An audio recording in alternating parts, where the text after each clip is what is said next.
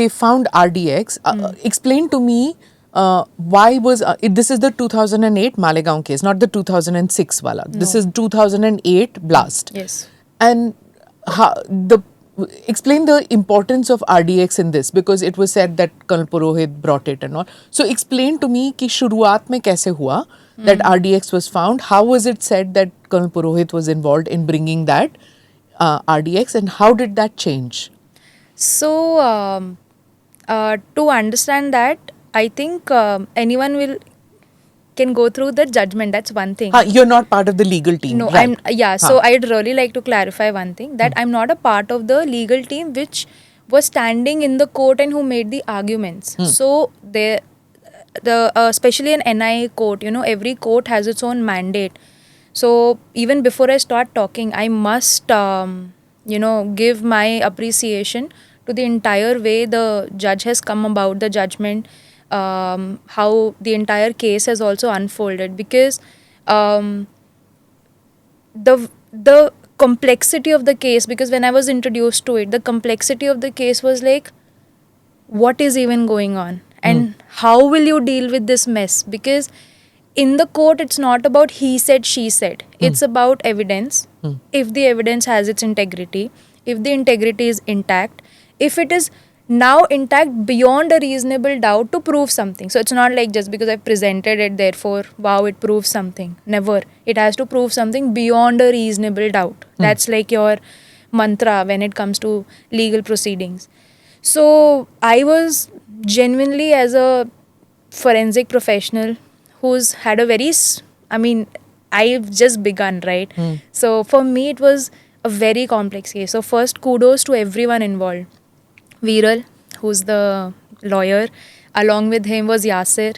They also had their entire team. There's another person called Shrikant sir. He's no more, but he's the one who Chinde, actually... no? Yes, he took on the case. And he never lived to see the day of... Unfortunately. But I'm really hopeful that, his soul will be so happy that what he... So he truly believed in this. Like, ki sir is absolutely innocent and he's got to, work on it. So, so my role in the case has been of a third party. So there's a concerned party and then there's a third party. Concerned party is the one who is going to be, who has the burden or onus of being responsible for what they're saying and what they're doing, which is basically the lawyers and the accused. Me, I am an advisor. So I come in a capacity of advising that, see, according to my knowledge of how things are done, this is something that is not okay, or there's a discrepancy or whatever. So that's my role. Now coming to address like how, when I got involved, like how did it all start? So when I was at Purohit sir's house and sir was discussing, within 5 minutes, sir called Yasir, who's the other lawyer. Yasir, mujhe ye sab bhejna. And I must compliment his wife. Aparna. Yes. Aparna ma'am. She is the backbone for sir, and she is genuinely the backbone for the case. These are the words of the entire team, and I consider myself a part of the team, because the amount of... She has all her documents on her fingertips. Ma'am, PW, this ka hame evidence chahiye. Sent. But this is what I have seen how the team was working. So 17 years, man. 17 years. And sir now is a lawyer, unofficially. Yeah, because you're dealing with these documents. Yeah. So every Indian Evidence Act, CRPC, IPC, everything, you just have to ask him. And like, ye aise ho sakta hai. Purohit sir. So when I was discussing a certain few things with respect to... We started with the explosives report, honestly speaking. And then once he... I don't know, he started believing in me कि नहीं ये बच्चे को कुछ तो आता है. And I call myself बच्चा because, see, I'm 28, right? I'm not a big shot person in this field either. Very few and limited cases I've been exposed to. Which is why I was very keen to speak with you. Because बाकी सब TV पे आ चुके हैं, सब बोल चुके हैं. Right. And here you are this, relative bacha when you see their years and your years. Yeah. But I got to know that you have also contributed. So that's why I wanted to know what was your role. Yeah, so did you get overwhelmed? कि ये लोग सब... Absolutely. I think I have been texting sir before the judgment was to come. So many times I've texted, sir, I hope you're fine. I hope but in reality, I was the one who was getting all the jitters, okay? Okay. Because I started like vicariously living, कि अच्छा ठीक है, sir is fine, then even I should be fine. Reason being, if you look at how the case has unfolded, or at least when you get into the facts of the case. Now see, I would like to really highlight one thing.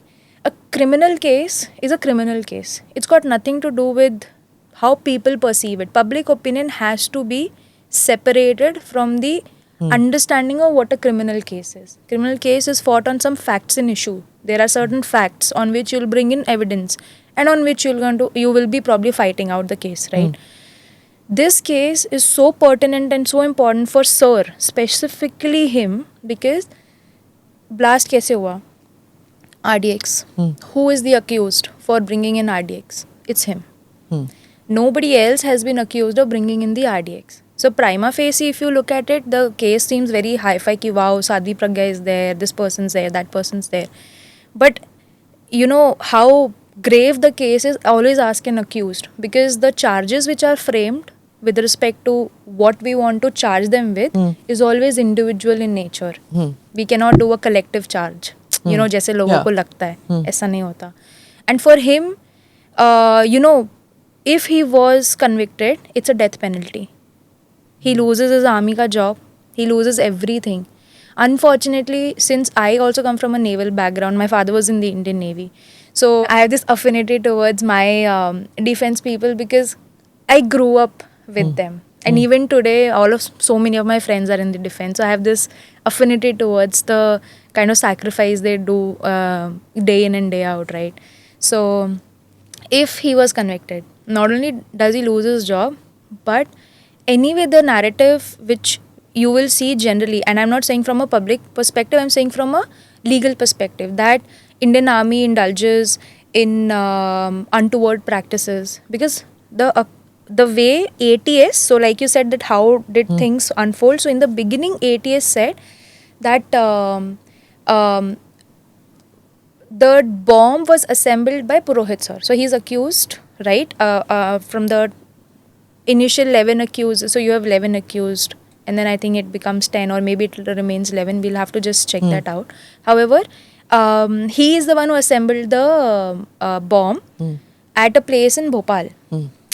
When NIA took over the case, and when you say he assembled the bomb, it means he got the RDX from Kashmir, is the accusation per ATS, right? He smuggled it out, it's supposedly. Yes, during his... that's what they say.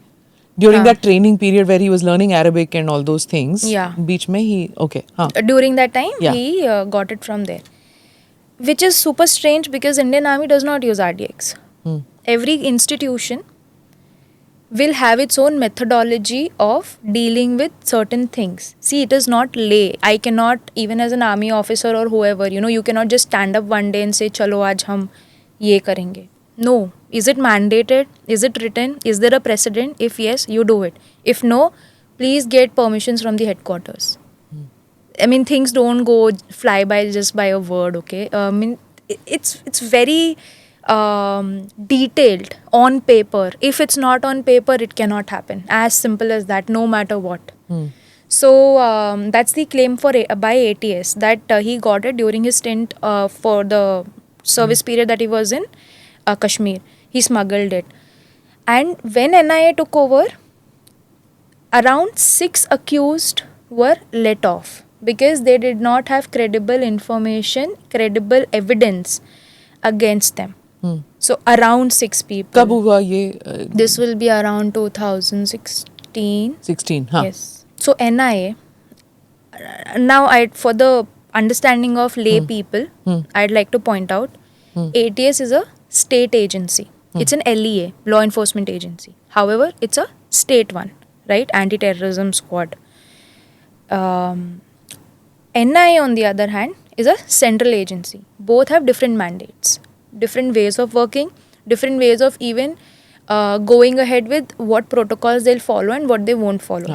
And I'm just being very descriptive with Please things. go ahead. There's no time limit, so aram se baat kar lena. So, I mean... because the two different mandates. Absolutely, two different mandates. So, you cannot compare what ATS has done with NIA in terms of the way they have carried out investigations. Kyunki ATS is going to follow the Bombay Police Manual.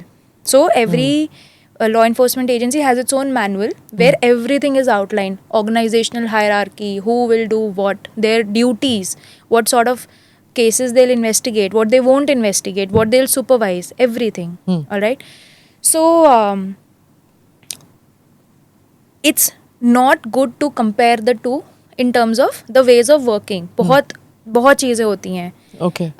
in this. So when NIA took over, NIA said that ये कश्मीर से नहीं आया है. They removed that part. Oh. They said no, it's not from Kashmir, but it changed to that he took it, or rather he was accused of taking it from one of the armories in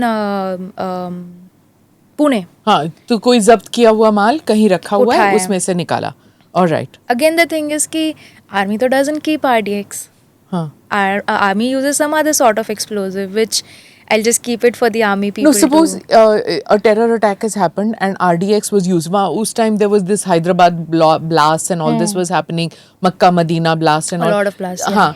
Do subscribe to the ANI Clips channel to get shorter versions of this podcast. Click here to watch the full episode.